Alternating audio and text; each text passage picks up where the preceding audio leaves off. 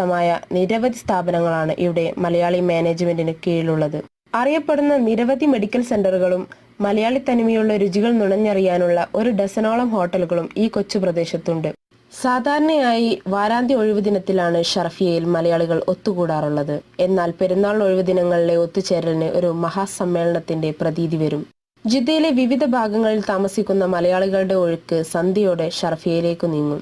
Jeddah തുറമുഖത്തിലേക്കുള്ള വഴിയിലേക്കും മക്കയിലേക്കും നീളുന്ന റോഡുമായി ബന്ധിപ്പിക്കുന്ന ജിദ്ദയിലെ ഏറ്റവും നീളം കൂടിയ പാലവും അറബി ഇംഗ്ലീഷ് ഭാഷകൾക്കൊപ്പം മലയാളത്തിൽ വലുതായി പേരെഴുതിയ ബോർഡുകളോട് കൂടിയ സ്ഥാപനങ്ങളും ഷർഫിയയുടെ പ്രത്യേകതയാണ്.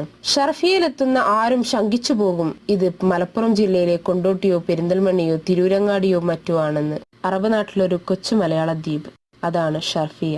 ഈദ് ഒഴിവുദിനത്തിൽ ഷർഫിയുടെ മുൻചെന്ന് കൂടും.